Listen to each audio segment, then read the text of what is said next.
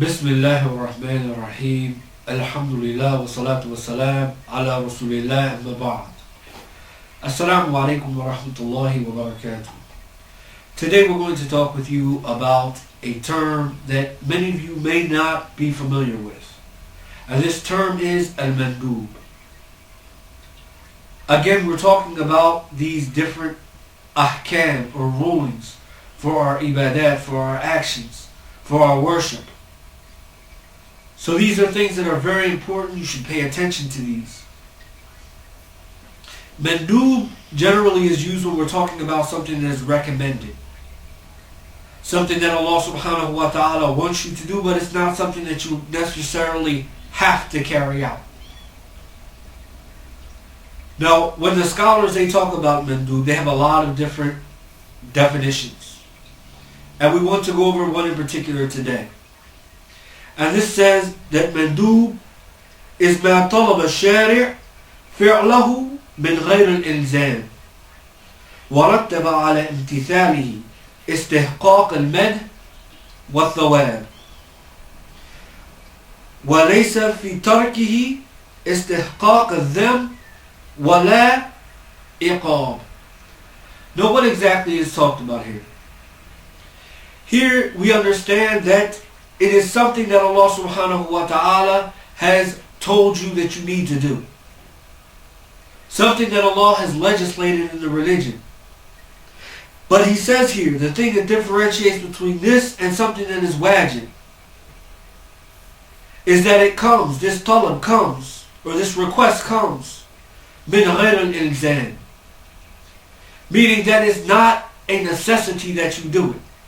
It's not a must. This is the difference between something that is wajib and something that is mandoob. Something that is wajib is something that you have to do.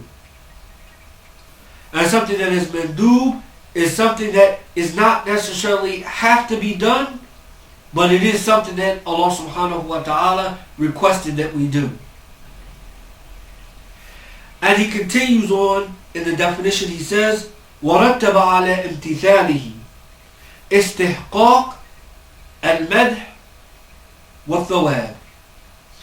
Now, when he says this, he's talking about the fact that if you do this, imtithalan, and this is the important part, if you do this imtithalan, if you do it, this action that is considered to be mandoob, if you carry this out, because you're trying to obey Allah, and you're doing it according to the Quran and the Sunnah, this is imtithalan, if you're doing it out of obedience, then this will give you the right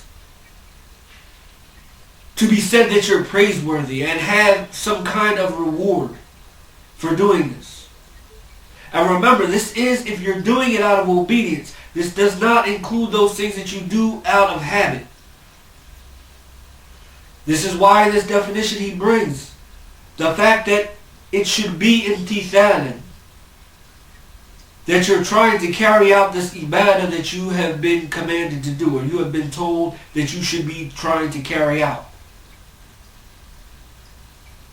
And then he also says, وَلَيْسَ فِي تَرْكِهِ إِسْتِحْقَاقَ الذَّمِّ, that there is no blame that's set on you if you leave it off. وَلَا إِقَامَ, and there is no punishment for leaving these actions off. So basically, what he's getting at here is the fact that something that is mandoob, that is better that you do it. Because if you do it imtithalan, then you will be rewarded inshallah. And if you do it imtithalan, this is a praiseworthy characteristic that you could have. As opposed to one who doesn't carry out these actions, doesn't do these actions. And they say, okay, well listen, it's only mandoob. No, there is no punishment, no blame for this individual. But look at all that this individual is leaving off as far as being described as a praiseworthy individual and all of the reward that we're leaving off. Why should we be setting ourselves up for this? Now, again, the thing that's important for you to worry about here when we're talking about these different definitions, in this video, in the previous videos, and the videos to come, is these things are done imtithalan. These things are done out of obedience, trying to please Allah subhanahu wa ta'ala. And as we said, we're going to end up, because I don't want to take a lot of your time, but I do want to give you a couple other names for these things that are mandoob, for those of you who may be used to other terminologies. The first of these is a sunnah. You know how people always say, okay, well, it's sunnah, it's sunnah, it's sunnah, meaning that it's something that's recommended. This is another word that people use when they talk about mandoob. As well, we have the word nafila. And this is a word 9 times out of 10 the majority of you have already heard. Nafila. We have the word mustahab. And this is another word that you're probably familiar with. We have at-tatawwu' and we have al-fadila. These are all muradafat or synonyms for this word mandoob. May Allah subhanahu wa ta'ala reward you for taking a couple of minutes out of your time to learn this. And inshallah ta'ala, you will spread this information to your friends and family so that we can all get some benefit and some understanding of the speech of the scholars when they describe the ibadat that we're supposed to be carrying out to Allah subhanahu wa ta'ala.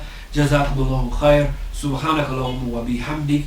Wa ashhadu an la ilaha illa ant. Wa astaghfiruka wa atubu ilayk. Wassalamu alaikum wa rahmatullahi wa barakatuh.